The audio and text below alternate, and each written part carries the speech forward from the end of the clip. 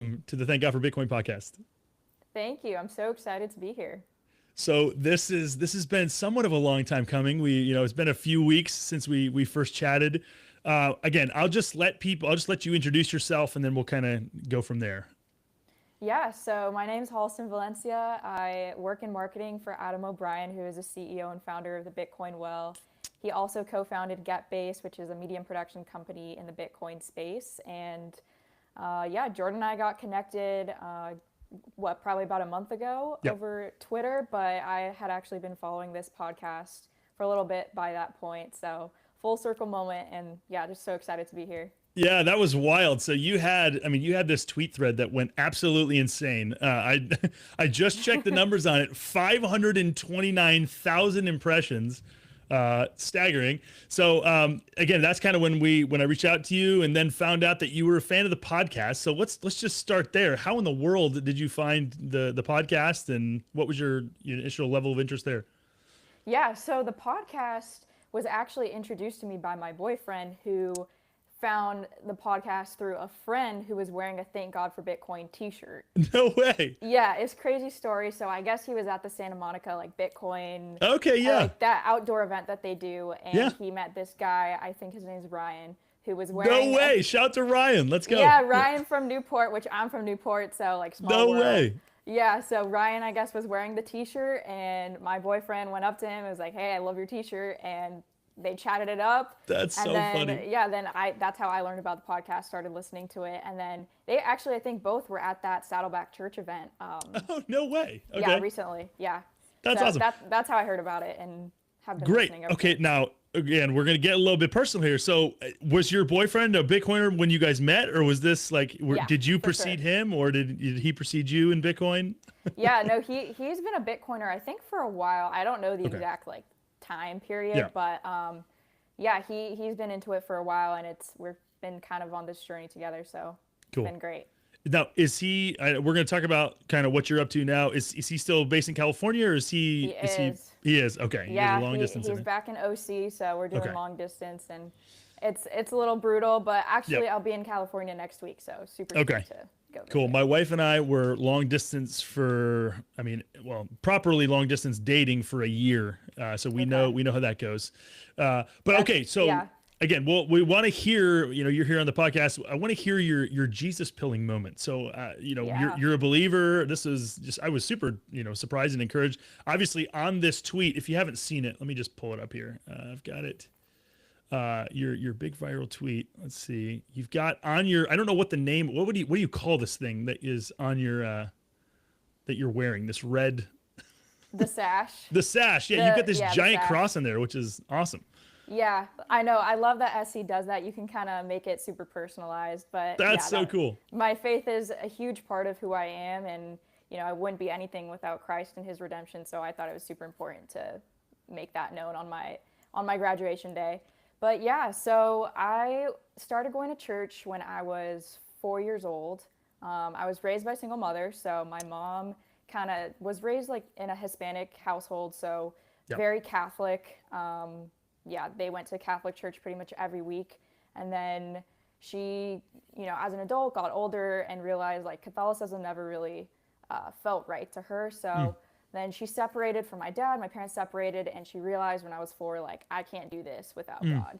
And so she started taking me to church when I was 4. And then I, ever since, like, grew up in church. But you know how it goes. Like, I went to all the Christian yeah. camps, I went to Christian schools. Yep. Yeah, I was super involved, and I kind of just, it became like very repetitive, and it didn't feel like it was my own faith at the Yeah. time until about probably high school. I realized like I am so lukewarm. I'm not really bold in my faith, and this all just feels like it's just not my own. It feels like I'm doing this because this is just how it's always been for my whole Yeah. life. And I was kind of in this like Orange County bubble. I don't know if you've been to Orange County. It's Yeah. A just little like, bit, but not it's much. beautiful, but it's such a bubble sometimes, and there's tons of churches. Yep. So I realized it was about I want to say either junior or senior year of high school, starting to get pretty rough. Mm, And I was like, I need God. Like, I can't do this anymore mm, without God. And so I started going to a new church, started going to a new high school group. Shout out Compass Bible Church in Hey. Aliso. Yeah, Pastor Rod, that was his name. He Okay. had such a strong impact in my life Mm. because he was the one that really inspired us and encouraged us to not just be lukewarm, but to be on fire for God. Mm. And it was during that time where I started like really taking my faith seriously and kind of like rededicated my life to God because I had accepted Christ, I think, as a kid, probably about 5 or 6. Mm. But I think it takes living a few more years in life to really fully understand it. Because I Yeah. think when you're little, you just, at least for me, I just didn't want to go to hell. Yeah. I like, and so yeah, it took some years of struggles and understanding how good God is and how sinful I was to fully understand like the gospel. And so yeah, I want to say about 17, 18 when I rededicated my life to God and decided like no more of living in this lukewarm environment, no more of just going through the motions, and like I want to actually go out and spread the good news. And yeah, that was kind of my moment. And then I got to college, and that was like such a shock in and of itself because I had gone to a Christian high school, was kind of in this like very sheltered environment, and then Wait, are you suggesting that USC is not a sheltered Christian environment? Is that what you're... Yeah, totally. So, then, college brought up upon its own set of challenges. And I think I really leaned onto God, even more in college than I did in high school. And, there was temptation everywhere. I mean, it was such a secular environment. And, but yeah, that was kind of my Adam calls it the white pill moment. Let's go. So what is your, okay, I mean, a little bit. So where was your mom? Like, as you're in the later years of high school, I have a very similar story, my faith in high school, but so like, as that's going on, kind of, where's your mom at? Like, what is she thinking about this? Is she kind of, again, there's a stereotype about Latina moms, where like, they're kind of all up in your business. We lived in Uruguay for 7 years. Uruguayans aren't your typical Latinas in some, in that like very expressive, open, louder way. But what was your mom's role in all of this? What did she think? No, I think the stereotype is there for a reason, right? It's very, very real. Yeah, she was adamant about, taking me to church and ensuring that I was always in youth group and attending small groups, and she always provided to, put me in like a sound Christian school, sound Christian church, and always paid for me to go to these camps. And so she was really hoping that, I would have that breaking point. And I think she had been praying a lot for me. And obviously as a single mom, she was working a lot. So there was only so much she could do to raise me well. And I think, she was wise in that area and knew that it would be best to keep me in that Christian environment. And I couldn't be more grateful for that. But as a Latina mom, she was always a little hard on me. But and then my dad's Brazilian. His whole side of the family. No way. Yeah, so it's just like chaos sometimes. But love That's it. so Wouldn't trade it for anything else. Man, that is a lot of Latin passion going on there. My pastor is Brazilian, so love it. So, do you ever get chased with the chancleta? Did she ever, can you imagine? Yeah, I mean, when I was little, it was like a joke, but like she can like whip it up pretty quickly. Like I don't know how. Like like this woman like never played sports, but like when it comes to the chancla, so athletic. That is hilarious. Okay, so real quick, so this is a random question. How old are you? I'm 23. 23. Okay. For some reason, I thought I remembered 19, but again, I was like, did you graduate early or what? No, 23. Okay. You're good. Yeah, 23. Okay. So when you're in college, were there, I know there's some like there's like Reformed University Fellowship, I think is like one on-campus ministry that is pretty common within California. Were there other, were there some things on campus that you found, some organizations on campus there at USC that you found helpful, or was it just more getting involved with the local church or something along those lines? Yeah, there was one ministry that was pretty popular called Crew. Crew, yeah. Crew was pretty popular. I only attended like a handful of times, but yeah, I was more so involved in my local church. And cool. I went to Mariners in Orange County for years and loved it there. Loved that college ministry that they had. I mean, it was pretty big. I want to say like about 100 to 150. Okay. And now their entire young adults program has grown probably, I don't know, 5 times that. And so Yeah. I found that getting involved in my local church was far more beneficial for me than attending like the university ones. Yeah. And I think too, part of that was some of the university ones were like secretly LDS. And Oh, but like, really? Oh gosh, yeah, that's but they like do that, it was man. like very, very undercover. Yeah. Like they didn't have like their Little badges and stuff. yeah, their Yeah. badge or outfit. It was like low key. Yeah. And so I didn't realize until like probably the second time that this was like, Church of Latter-day Saints. It is, man. It is something that I've noticed this a lot. I found on I think it was on Facebook. My boomerism is showing, but I was on Facebook and found there's some group that was like doing paid ads, and like it sounds Yeah. just normal evangelical, and then you start to just realize like, wait, this sounds weird, and then just some of the language, you're like, oh, this is a secret little Mormon. They're like, this is a secret Yeah. little. They don't want to call themselves Mormons anymore, but No. that's totally what this is. I think Okay. I've seen those ads, yeah.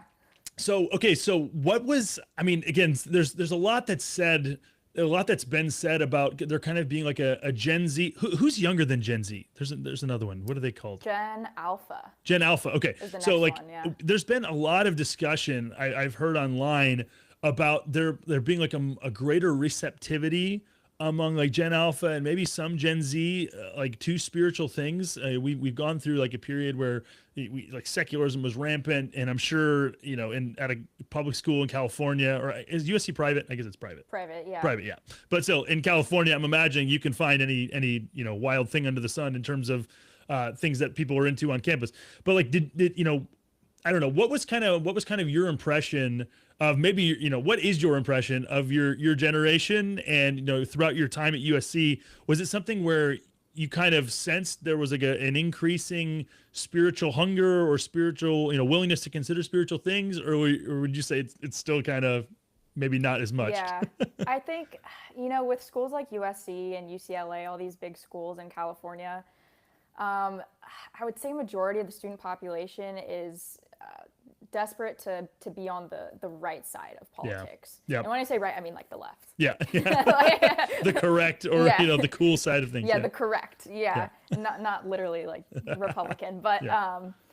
I think in my experience, I unfortunately didn't really feel like there was a ton of peers or people in my classes that were believers or even really curious. But I did find that the ones that did make the effort to go to these groups like Crew were Yeah. super passionate. I mean, they Yeah. were desperate to just seek Jesus. So it was kind of just like two opposite ends of the stick. There wasn't Yeah. really like a Yeah. middle ground. My wife was an English major, and so I don't know if you had any friends who were English majors, but she was in just very, very dark places. Some of these Yeah. classes and some of the things that they're talking about, and so again, she saw very clearly there was she had some friends who were Christians, and it was kind of like you would either go, you were either lean into being a Christian, endure all the scorn, just stay strong, and continue to just basically be unapologetic, or you would just conform and just fold like a cheap chair. Yeah. and do that. And she just basically kind of experienced both. But yeah, I can just imagine that it's going in, being into the fire, being put into the fire is going to have one of two very different consequences, I guess. Yeah. Were there? I mean, I'm so encouraged to hear that it was more of your local church than it was a college ministry, because it's just such a. Again, there's lots of things that can happen in churches, and people can have bad experiences. Yeah. But when church is done well, and when you have like solid people, like there is nothing like it on earth. Like there's Yeah. not any kind of college thing that can even hold a candle to it, in my opinion. Just because, so much of I think so much of the temptation is, among younger people and even among older people, is just to kind of stay with your own people of your own age or your own culture, and not have to deal with the difficulties and some of the inconveniences of having a multi-generational church and some of this kind of stuff. And Yeah. yet it is such a blessing when you have a church where there is multiple ages represented, multiple stages of life represented. And I just think for so many people, they just miss out on that. So again, just to hear that you were in a good church situation, did you have some of that dynamic within the church, some multi-generationalism, or was it, Definitely. okay. Yeah, I think my home church was, Mariners Church. If to those watching, if you don't know, it's kind of like a more, I wouldn't say it's a mega church, but it's a pretty big church. I Okay. mean, it's pretty well known in Orange County in LA. And it's multi-generational. I Mm, think in LA that the reason why I didn't really attend church too consistently in LA was because most of the churches were like probably 18 to 25 okay. range. Yep. And so it Exactly. felt like a church that was just made specifically for college Yep. students. Yep. And I didn't, like I enjoyed one or two services, but I Yeah. really preferred the multi-generational Yep. church that I was attending. And yeah, I think like what you said, like there's something super valuable and beneficial to having like the older generation kind of mentor the Yep. younger one. And I think that's really important, especially in the faith. And as we're, young kids trying to figure it out and grow, I think Yep. that's critical. Yeah. Okay. So thank you for sharing that first of all.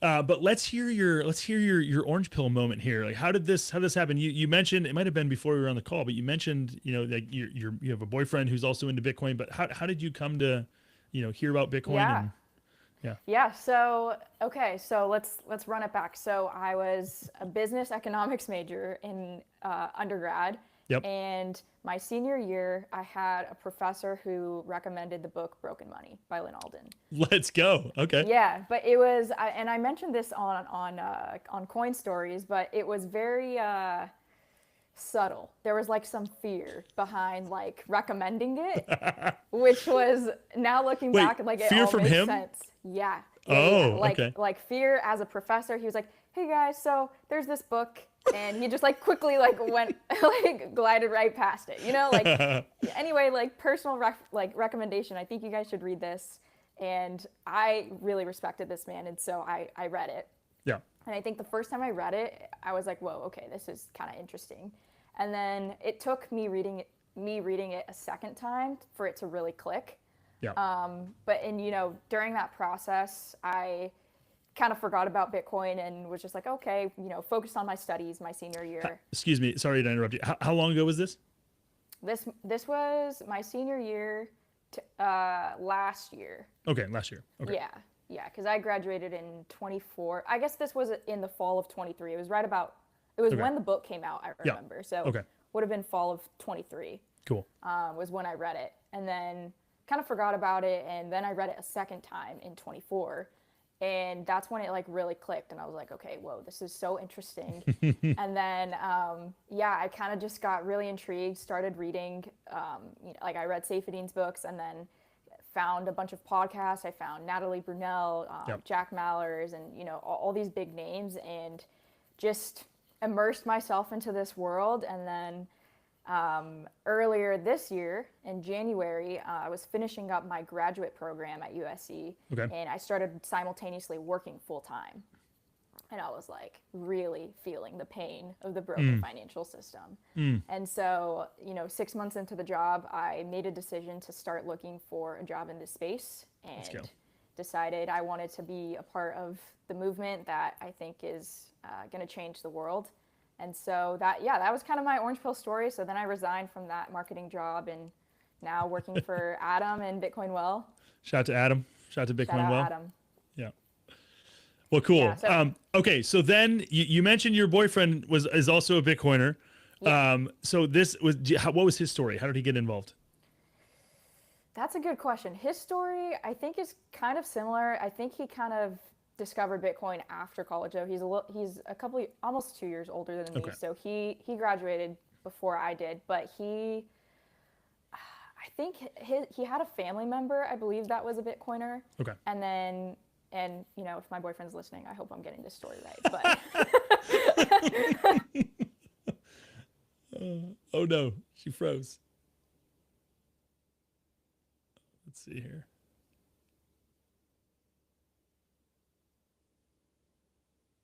Some technical difficulties. Halston, come back to us. Let's see.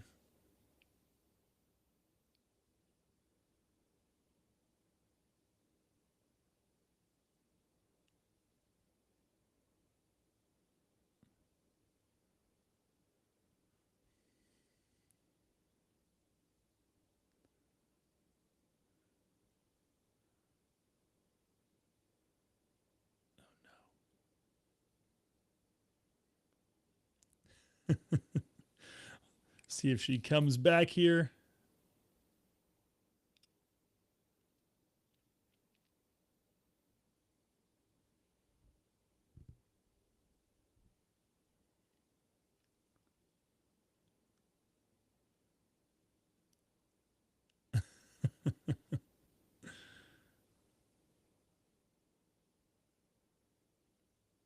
We'll just continue to wait. And then once, for those of you who are listening after the fact on the podcast, you won't even hear this. You won't even know. It'll be seamless. So,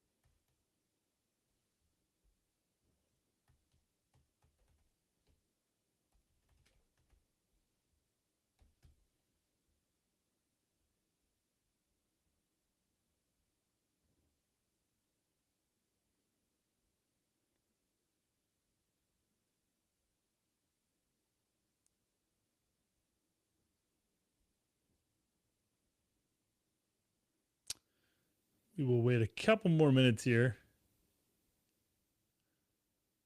Don't quite know what happened.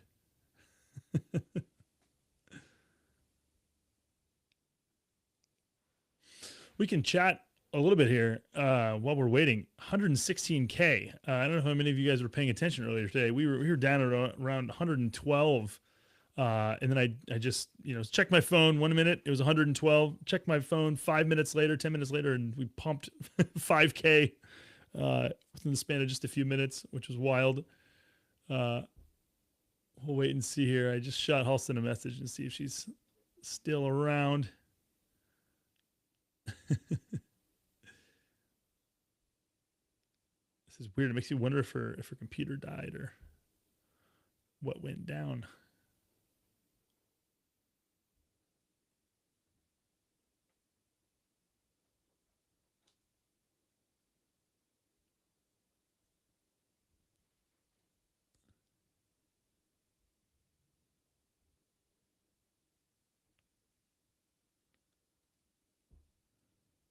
There we go. Hey.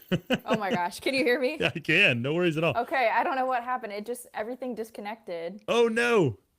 Yeah. Well, that's Is it still live? Yeah, we're still live. We're still going. Okay. Just everyone All right, had to stare at me for the last 5 minutes, but no Sorry, worries. everybody. I'm not sure what happened. Sorry, there. everyone, for having to stare at George. Yeah, no. So, all right, where were we? We were discussing. Okay. So You were talking about your okay. boyfriend. Yes. Yes. So his Bitcoin story. So I believe he had a family member who was into Bitcoin and helped orange pill him. I don't know what that conversation was like, but yeah, that's kind of what I know. And then he actually has a cousin who works for Robert Breedlove. So kind of No way. like Bitcoin family. Yeah. Okay. Yeah, which I actually just found out like more recently. But yeah, that's his story, and That's so funny. love that I found this podcast through him and Ryan's t-shirt. So wild. Yeah, because obviously Robert was one of the authors of Thank God for Bitcoin and is an investor in TGFB. So it's Love wild story. Okay, so you guys have Bitcoin in common. This is, I'm trying to think what else we have. So obviously you post this thread, you out yourself as a Bitcoiner. The response is, just from my side of things, insane. 529,000, 539, however much it is, over 500,000 impressions on a thread, I'm sure you were not expecting anything to No, this I magnitude. wasn't. I was expecting like 15, 20 Yeah. likes, if that. So you're not a plant. You're not like a fed plant. That's what you're saying? This isn't Yeah. the CIA is not trying to, this is not a psyop. You're, raising your level of No. prominence. Okay, good. I'm glad to hear that. No, I think I had like maybe like 100 followers when I tweeted that. Yeah. So yeah, was not expecting that response. Yeah, you've increased about over 5,000 followers, and been on with a friend of the program, not really, but we do know Natalie Brunell, so been on Coin Stories with her. But yeah, so I mean, this is your profile is kind of blown up. What are some of the other podcasts you've been on? I remember seeing a couple of them. I can't remember which I've just been on ones. Coin Stories, and then I did a live stream recently with Tim Kotzman Okay. for the what was it, the Bitcoin Treasuries That's right. Yep. digital conference, and then Yep. he has the unconference coming up in New York. Yep. And I recently filmed with Bitcoin Journeys. That one hasn't come out yet, Okay. though. Cool. And then now here, thank God for Bitcoin. Love it, man. Here we are, the pinnacle, the peak in terms of importance. So okay, so you're working for Bitcoin Well right now. You're doing your Adam's assistant. I mean, what else are you working on? Are there other than your day-to-day stuff? Not that you need to if you're not working on other stuff, but are there future going projects that you've got an iron in the fire, or is this something where right now you're just trying to get your feet under you with Adam and learning and working on that role? Yeah, I think my main priority is working for Adam and Yep. and all of his marketing needs, and we're really trying to grow that brand. And we just launched a show yesterday called the Adam O'Brien Show, where we're focusing on Gen Z, and we're focusing on helping them understand Bitcoin, financial markets, economics, Cool. truth, and freedom. Yep. And like our mission is to inspire the next generation to reclaim their freedom. That's our main goal, and so that's been kind of the priority right now. But I think weekends I like to focus on passion projects and focus on things that I'm super interested in, and I think will help the next generation. So yeah, I have some exciting things in the works, but let's go. Yeah. We won't ask. We won't ask. We'll wait and be patient, but we're looking forward to hearing about that. So all right, so we do have I put out a little bat signal or a little Halston signal on Twitter to basically ask people if they had questions for you. We do have one. Let me share this. So this is Ryan Finley, who's one of the co-hosts for the To the Unknown pod that we record. Ryan has this question for you. So what are the biggest barriers? This goes along with what you're talking about with your work with Bitcoin Well. What are the biggest barriers that you're seeing with Gen Z and keeping them from saving more? Is it discipline, lack of financial education, high time preference? I'll just add another couple. Overwhelming student debt. Yeah. Just not being able to get jobs that are making money. And then what's kind of the response that you've had from with talking about Bitcoin with your peers? So I guess we'll stick with the first couple up there, and then we can go to the second one. I think biggest barrier, I mean, for me, I just graduated, and to be frank, I did go to a private university. So, I'm right there. I got student debt, and, my boyfriend does too. Sure. Most of our friends have student debt. So it's unfortunate because we were sold this lie that if you went to college and, okay, let's start with, we were encouraged at the ripe age of 17 to take out massive amounts of loans to fund an education that doesn't actually teach real world skills. These universities are centers for, they're centers for ideology, really, secular ideology. And I think, if I knew then what I know now, I would do everything so differently. But I think one of the biggest barriers is student debt. It's wages are not keeping up with inflation and how expensive everything's gotten. I mean, it's the reason I'm in Austin, to be frank. Okay, yeah, I was going to ask you that. Okay. Yeah, so, LA and Southern California has gotten way too expensive. And even in Austin, the locals are telling me the rent here has gotten very expensive. And as a Californian, I think it's cheap, but I guess to the locals, this is not normal. But rent, we're spending, Gen Z, I think I saw a stat the other day, spends 51% of their paycheck on rent. Gosh. And so when you're living paycheck to paycheck, I don't even think it's about discipline anymore. It's just, you simply are struggling to make ends meet as is. And then when you do have some extra money to spend on entertainment, or that's probably what you're going to do. It's high time preference. You're not thinking about long term. You're not thinking about the future. And I actually think that the more people, the more Gen Zers and millennials that get into Bitcoin and start to see hope, I think the more we'll see people really start to want to start a family. Because right now, I think a lot of Gen Z, they're not interested in starting a family. And I don't think it's that they're not genuinely interested. I think it's that there's not a way to start a family. It's gotten simply too expensive, and we could even go on a whole tangent on healthcare and how expensive that is. And so it's just a big broken system. And I think I'm forgetting what the second part of that question was, but I think. Well, I mean, we'll stick here for a second. I do think, I mean, one of the things, so when we lived in Uruguay for almost 7 years, and I mean, what it felt like when I got into Bitcoin while we were there, and then just coming back to the States, like really what it felt like, I felt like I traveled through time. I was like, I've seen the future of like kind of where the United States is going.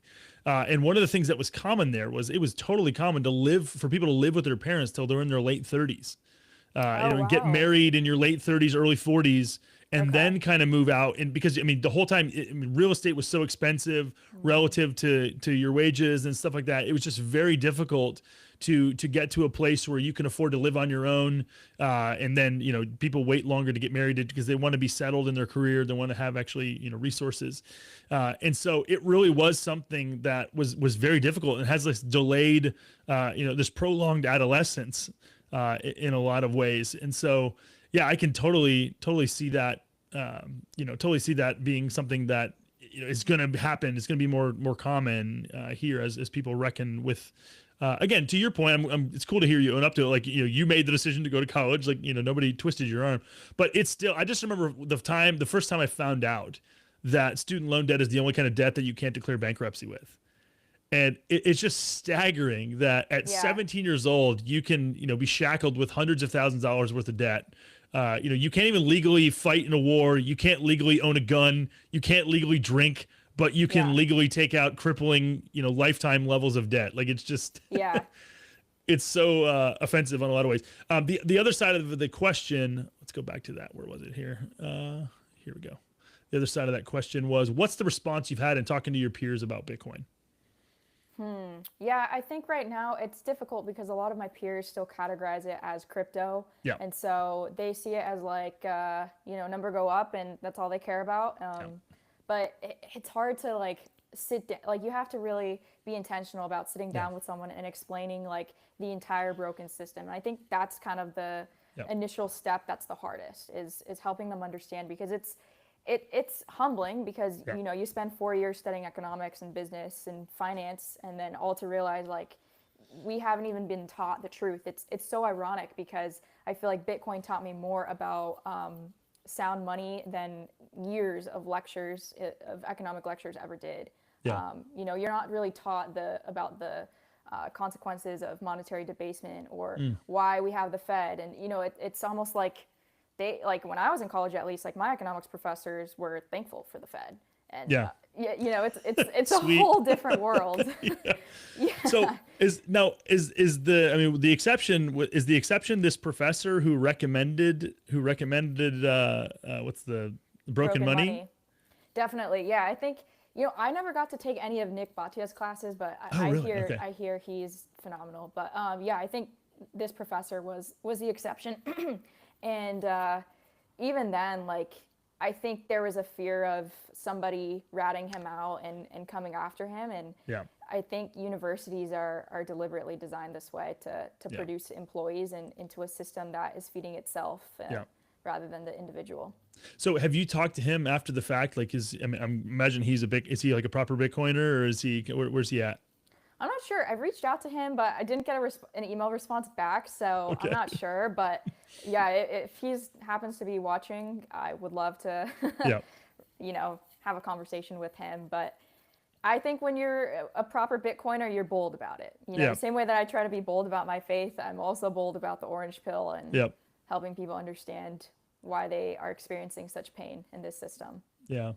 Yeah, man. It is one of these things. I mean, do you think that, I mean, in your, again, to follow up on the question about your conversations with your peers, do you think like unit bias is a real obstacle for, for younger people who are just getting in, who don't have a lot of expendiary income to necessarily put into, into something like Bitcoin? Is it, the fact that people are like, oh, I can only buy, 1/100th or, like 0.0001 Bitcoin or something like that. Do you feel like that Yeah. is a harmful thing? I do feel like that's part of it. I also think that, like, in my college, my undergrad education, we were, we were really encouraged to invest in the S&P 500 Yeah. and, the stock market and all of that and HISAs. So I think it's just when you've been taught something for so long, even Yeah. in high school, I remember in my economics high school class, like we were taught the same thing. Yeah. And so I think, you hear something like Bitcoin and your initial response is just to be skeptical. Yep. And so I think, yeah, I think it's just you've been taught something for so long that you're like, oh, you can just buy like a small portion. You don't have to buy a whole coin. That doesn't really like click to them. Yeah. There's so many people. Again, it's just one of these things where it can the same type of thing that can happen in Christian circles where you can be so insular in Christian circles where you just spend all your time listening to Christian podcasts and listening to sermons and all this kind of stuff. Yeah. And there's just so much, you build up like this level of knowledge and information. There's so many things that just get second nature to you that for other people just are not understood. And so this question of you don't have to buy a whole Bitcoin, I run into people who think that all the time. It is people feel like, hey, I don't have $100,000. It's like, dude, you can buy $10 worth of Bitcoin. You don't need to. So what is your, I guess, moving along here, what is your experience in Austin been like? Yeah, I mean, I'll say it's so different from California. That's for sure. What are the biggest differences? Biggest difference, I think, just life here is a little slower in general. Okay. LA is a little bit. I used to think LA was slow. But now compared to Austin, I think Austin is a little bit slower paced. Like 7 out of 10 people I meet work remote from home. So really? Okay. It's just like a very relaxed lifestyle, which, I work remote too, so I've been enjoying. Yeah. But I think biggest thing is I just miss the ocean, miss the beach. Got it. But yeah, Austin, everyone has been so friendly. And I got to go to the park the other day, the Bitcoin park. Oh, cool. Let's go. Shout out Jack Lesser. Yeah, he's the GOAT, and he's been kind of running that with Rod, and they're killing it out there. And so, yeah, I love the Bitcoin community here. It's super strong. And I was wearing a Bitcoin hat the other day and had like 10 people compliment it. So oh, no way. That would have never happened in LA. That's awesome. Yeah. Man, yeah. So, I mean, I'm guessing, so you just moved there a couple months ago? It was probably about 3 weeks ago. 3 weeks ago. Okay. So Marty would have already been gone by then. Marty moved away. Yeah. Man, so many good. Shout to Parker Lewis. Shout to Paul Miller, friends of the program. Man, who else is there? Matt Snow. Have you met Matt yet? No, I don't think so. Matt's the man. Matt, he was working for Trammell Venture Partners. And then he plays at Zach from TVP. Okay, cool. Zach Young. Okay, I don't know. I'm not familiar with him. Matt plays the guitar, so a lot of times at the meetups, Matt will play like the national anthem on his electric guitar. Oh, no way! He's the man. Love that. But yeah, it's so many good people in Austin. I'm just trying to think. Have there been? I mean, have you been to any meetups yet? Yeah, I've only been to the event at Bitcoin Park the other day, but other than that, haven't been to any like Bitcoin meetups. I was planning on going to Lit Devs this week. They do the Lit Devs and Bit Devs, but couldn't make it. What is Lit Devs? I think that's the one where they focus on like all things Lightning related. Oh, okay, got it. Gotcha. But I got to go to ABDC, the design one. That was so fun. That would have been Paul. I think Paul leads that. I'm pretty sure. Sahil? Yeah, Paul. Paul. Yeah, I know Sahil too, but yeah, I think Paul. I know he shared I saw him tweet about it the other day. I don't know if he was actually there, but okay. Yeah, Paul's a great guy, fellow believer as well. Oh, nice. Yeah. Okay. So, I mean, other things. What else is going on? I guess in terms of things that you're reading, things that you're thinking about in the Bitcoin space. What's been at top of mind for you the last? I guess maybe the last month or so.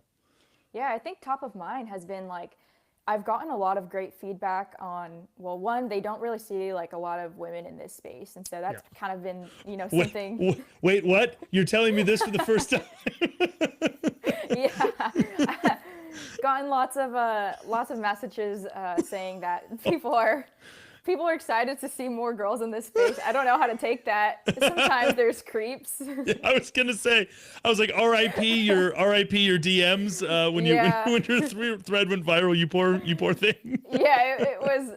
Some of them were really disturbing. I had to close Oh. the DMs, and then Oh, I man. opened them back up now. But yeah, for a while it was like asking for feet pics, like just Oh such my odd gosh. things. No way. Yeah, Oh, but you know, from the non-creeps, I've gotten yeah. lots of great feedback, and they Good. love to see the younger generation get involved in Bitcoin and try to progress this movement. And I think that's kind of something that's been like top of mind for me, is like, how can we get more Gen Zers and the next generation too, even to be interested in this and understand like all of the flaws in the system. Because you know, I look at all of my peers, I look at my graduating class, and it's like maybe one person understands Bitcoin like Yeah. wholeheartedly. You know, Yeah. and I think this is so sad because this is such an opportunity. You know, the boomers had real estate, I think we have Bitcoin. And so I would hate to see my loved ones and my closest friends miss out on Yeah. what's going to change the world. And I think I really see this as a moral economic movement. So yeah, that's really what's been top of mind, and just happy to be working with Adam and on the new show to try and help that movement and that message. What's the name of the new show? The Adam O'Brien Show. Okay, Just that's started yesterday. Every Thursday we'll be live at 6 p.m. Eastern. Is there, can you, I mean, who are you guys, or what kind of, are you guys patterning the show off of like something else that's out in normie world? What style is it? We just do it. So every week we'll focus on a topic. Yesterday we did how Bitcoin fixes time preference. And so Okay. we'll just provide like some really interesting, staggering stats. And then he kind of just talks about, you know, his thoughts and how Bitcoin changes things. And his goal really is to help the next generation question things and think more critically. And so, yeah, that's what we'll be doing every week. We'll have a new topic, and Cool. feel free to subscribe. Love it. Go follow him. Is there a specific Twitter handle for the show itself, or no? No, just Adam O'Brien Okay. _ is his handle, and then on YouTube it's just the Adam O'Brien Show. Cool. Yeah. I mean, somebody else, have you met Ella Huff yet? I have. I love her. She's great. Yeah. How did you guys meet? I think it was just she reached out. She messaged me. Yeah, there she is. Love her. Hey. We'll be at BTC in DC, and Oh, we'll be on let's a go. panel together. Yeah, a Gen Z that's awesome. panel, moderated by John Balcom, I think is his last name. Okay. Yep. But yeah, she just reached out, and then I saw what she was doing at the Cornell Bitcoin Club and was super intrigued in her Yep. research and her paper. I would love to read the whole paper, her Cool. whole thesis.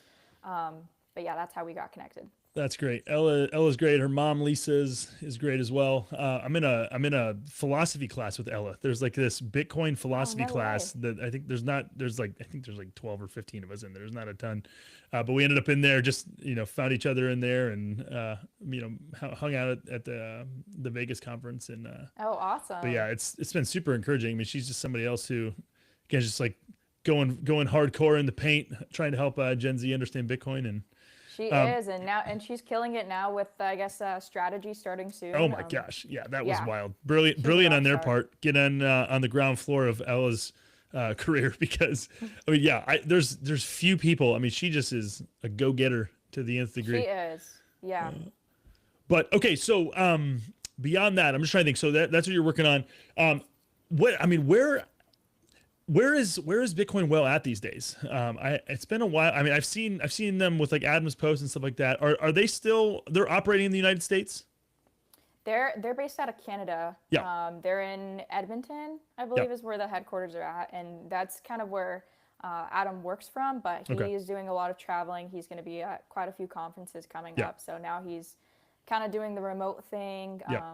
And I think they're trying to become more of a remote company. Yeah. So I guess we'll see. I did hear, I don't know if I can say this, but I did hear he wants to open another office in another part of Canada. But Okay. yeah, still Canadian company. Okay. Love Bitcoin well. I buy Bitcoin from them, and yeah. Cool. Love it. Self-custody is key, right? Yep. Man, yeah. Again, again, there's very few companies that you can just like full throatedly recommend, but I've never heard any bad thing about them whatsoever. Yeah, And like, I me mean, Adam's neither. been in Bitcoin since 2012 or 13. Yeah. And all of his stories about running money, like flying across the country with lots of cash in order to be able to Oh yeah, load he up has some crazy Bitcoin ones. ATMs. Yeah, he got some wild stories. Yeah, But he's the most debanked man in Canada. Yeah, you cannot have a bank account. yep, yeah, go find that video. He just posted a video about the other day. It was really good. Yeah. So what are some of the other things? I mean, are there when you speak to either depending on who they are, like what are some of the arguments that you found? I mean, again, a lot of us the having success orange pilling people happens fewer and farther between than we would all like. But have there been specific arguments or specific issues that when you talk about those things, you find people being more receptive than other things? Yeah, I think what works for me is I had a friend the other day I met at a health and wellness event who happens to do marketing for Coinbase.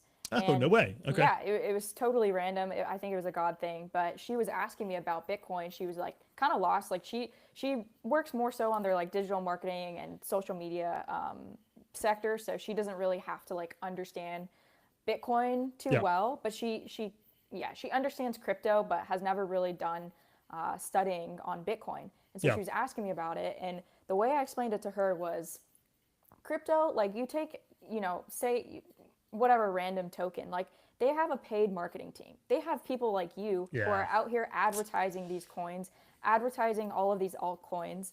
There's no supply cap, Yeah. and there's not really like, it's not as verifiable. And so I think what worked with her is she was super intrigued when I told her there's a 21 million supply cap. Yep. There's no CEO. Yep. There's no corporate office. There's no employees. Yeah. It's a network of people that are coming together to work together and follow these set of rules. Yep. And I think helping her understand that was key. She's kind of been on her own Bitcoin journey now. This was about 2 weeks ago. Okay.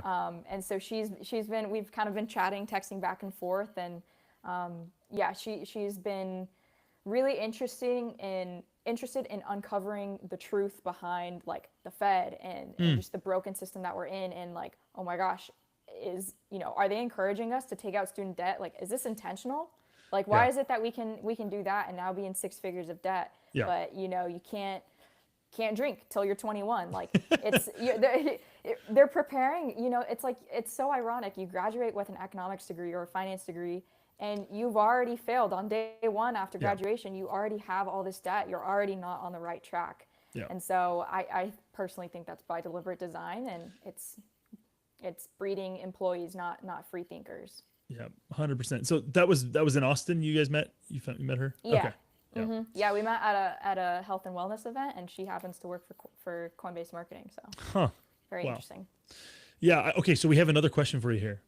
We have Okay. somebody else. So this is my buddy JD. JD is behind the account Cypherpunk Cinema. He's worked in long time, worked in Hollywood, worked in producing some of the most well known shows in the world, and done a bunch of nice. ad work for Apple, Toyota, a bunch of companies. But he has this question for you.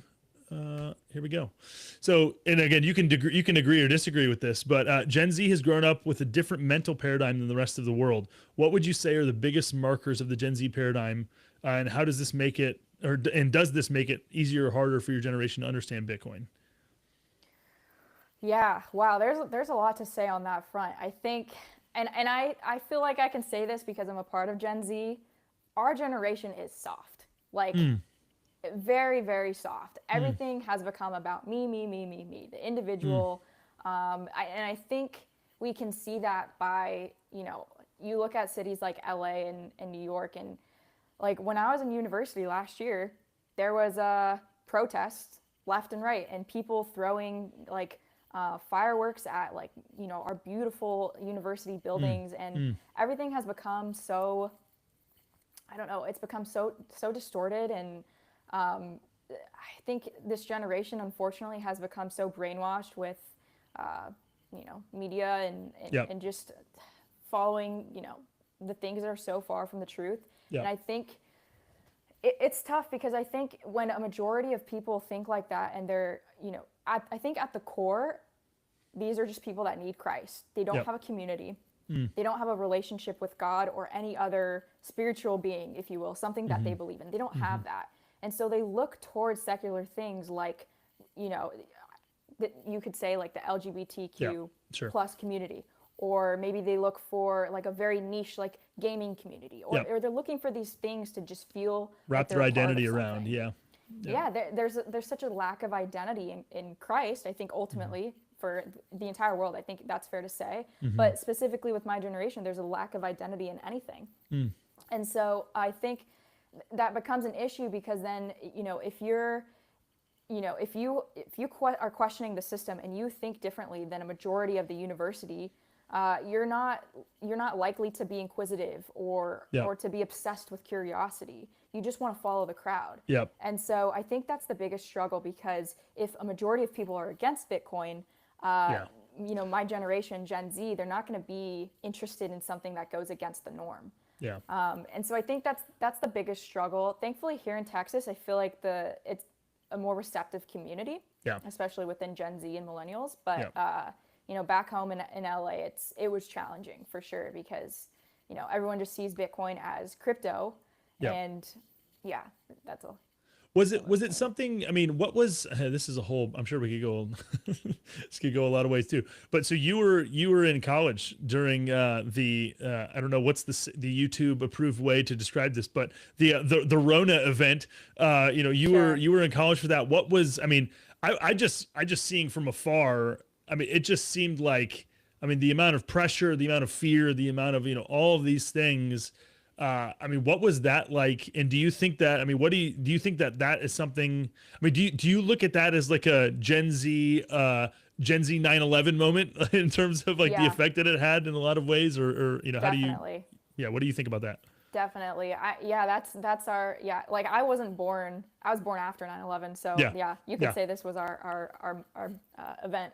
But my senior year of high school, I actually didn't have like a graduation, because that's when COVID started. Wow. And then going into that fall should have been my first year of college, which I did do. It was all online. Okay. I didn't go in person. All the universities, at least in California, were completely shut down. Yeah. And so, I think that was it was a crazy moment. It was like an inflection point. I think the world just completely flipped upside down. When I got to college, I remember feeling so weird. I felt like everyone was just so different. People forgot how to socialize. Yeah. Like it became like wrong to ask a question, you know? Like, and so, I mean, I think, you know, the Rona, I don't want to get us banned on YouTube, but we're not going to be losing a lot of money, even if we did get demonetized. So don't worry about it. You know, the thing that happened in 2020, I think it really changed the world, and specifically, I think it hurt Gen Z in a lot of ways, because I think we came out of it so different, and few stood their ground and remained true to their morals. But I think after that is when we really saw like the decline in humanity, and we saw all these people protesting, and just, you know, you look at that, and I remember I think it was last year or the year before in college, I was at school and there was a protest, and they were like barricading the doors to the lecture halls. And it was like, you look at something like that, I was like, I don't think that would have happened, you know, 5 to 10 years ago. It would have been like so different. You would have been, you know, kicked off campus, and you can't do stuff like that. And now we live in a world where that's completely acceptable, and it's encouraged. Like I had professors that were like, class is canceled, we're going to the protest. And it's insane. Gosh, man. Yeah. And again, I'm sure. Yeah. The California schools, that would be even a more, I mean, just a different level of challenge than, you know, some of the more red state colleges. I'm sure, again, it's not that it's not an issue, because those people, you know, people who share those beliefs are still on those campuses, especially. But yeah, I can just imagine the difficulty. And I really do feel like it's like some of those, like the you know, left wing, you know, and just like fear mongering that went on, like they might have won the battle, but they are by far losing the war. I mean, just again, you can win through force and oppression in the short term, but it's going to be short lived, especially when the the curtain gets pulled back on just how wrong and how ridiculous a lot of this stuff was. I think they've done irreparable harm to their to the attractiveness of some of their to their movement, in large part because of how they reacted during those years. Which again, it's like, again, you never would choose to go through that again. None of us would ever choose to endure it. But listen, if the consequence is that, you know, a lot of people get woken up to and are now it's like this reverse. There's almost like this pushback where, I mean, again, you saw it with Trump, you saw it with a lot of, you know, like with Trump being elected, a lot of things. There were people who would never ever have voted Republican, would never have voted for Donald Trump 4 years before that, who were willing to consider it just because of how insane things got in some of the places where they were. So I do love to see that. I think in LA though, it got worse. Like people just got worse. I remember like one of my last weeks in California, the amount of times I heard this phrase is just absurd. But I was at a coffee shop and there was like a homeless person outside the coffee shop, and I told the barista something about the homeless person that I was, you know, expressing some fear. And the barista says, "Well, we shouldn't classify them as homeless." Like, it was just like, you're walking on eggshells, and it's like, how am I supposed to tell this person about Bitcoin if I can't even say, like, what am I supposed to say? Like, person of questionable housing status? Like, it was, like, I don't know what to say. I don't know what to tell you, like, this potentially unhoused person. Yeah. It's just, it's gotten so bad in California. Yeah, we were talking about this on, it wasn't super recently, it was probably a couple months ago, but just talking about how, I mean, part of the problem with a lot of the left's approach to language is the purpose of language is to enable efficient communication between people. Like it's designed to be a neighbor loving innovation. Because again, we have common terms that allow us to communicate in efficient ways without needing to take the time to explain every single thing. And now, like now language there's a whole humongous segment of the country who views language as this tool of self-expression. And they basically turn language, rather than being something that's outward and others focused, they turn it so it's focused on them. And then they get offended over every little infraction. There's now all these grammatical sins that you can commit for which there is no grammatical salvation and redemption. Like it's just like if you sin against me, then you're canceled forever. I'm going to work to destroy your life. And so it is really this really depressing and again, just impossible way to live ultimately. And it's exhausting. And I think that's kind of what you're expressing is, it is exhausting to live this way. It was pretty exhausting. And I think, that's why discovering Bitcoin did wonders for me, because it revealed a community where people actually think critically. And I was just like longing for that. Like my final year of college, I don't feel like I really had any peers that could think on their own. Like everything was just like, well, if this doesn't fit the narrative, then I'm not going to say that I believe in it, nor will I question it. And so, and that's part of the reason why I'm in Texas too. Like I think a lot of people here are more open to having like, a normal discussion without any fears of backlash or being canceled. Whereas in LA, like you just can't have those conversations. It really is something.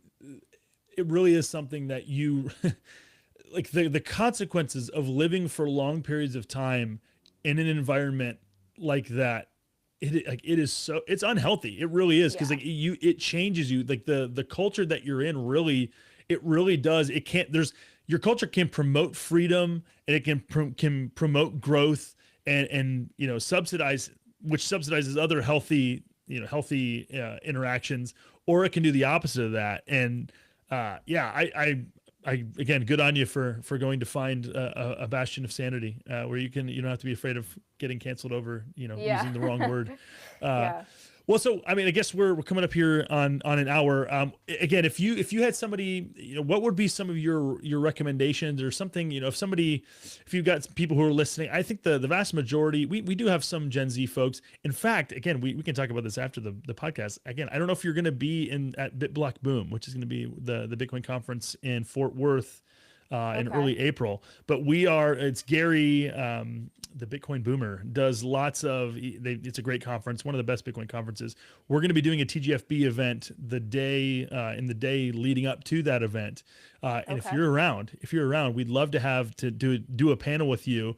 And I got two other Gen Z folks who I'd love to have on the panel. That are friends of two of Ryan's kids, Ryan Finley, Moses, who's a programmer, Love helped them. Marty, Yeah. helped Yeah, Marty they've been build out helping Marty. build the opportunity cost. And then his other brother, Elijah, has been making some of the videos. I saw you share one of the videos, the gold standard. He just made one of those for Marty as well for TFTC. Would love to have you guys come on and talk about and do a panel and just kind of talk about your experiences and just give some hope to Gen Z. And again, this is something that, I really think that especially like Christians, it can be a place where we can shine in this respect, where again, we have this multi-generational appreciation rather than multi-generational frustration with each other, where we're just constantly pitting the generations against each other. I do see this kind of positive interaction with Bitcoin, which is one of my favorite things about the community. But I really think this is something that we can, especially as Christians, we can do this well and be an example and a model in this way. So we can talk about the specifics of that later. But Yeah. but for somebody as a takeaway from this, what would be something that you'd want to leave them with? About Bitcoin, about your faith, maybe something you're thinking about and been reflecting on in that respect. What's something that you'd want to leave people with? Yeah, I'd say, don't, so many people in my generation who, don't really have a relationship with God say like, oh, I'll do the whole God thing when I'm old. I've heard that countless times. And my encouragement to you is my life has been completely changed since I started really leaning on God and spending time with him and, diving into the word. I think I always say like the Bible is his love letter to us and it's a guide for life. And I think if you are just going about life with no like North Star, you're bound to get lost and feel unfulfilled. And so I think that true identity comes from Christ. That would be my number one encouragement is find God and put your identity in him. And when it comes to Bitcoin, I think outside of Bitcoin, like I said this on Coin Stories and I'll say it again, learn like your freedom depends on it. And I think being obsessed with curiosity will do you wonders, and especially in a time of AI and we have all the tools and abundant knowledge online free for the most part. Like just learn every day, learn something new, listen to a podcast.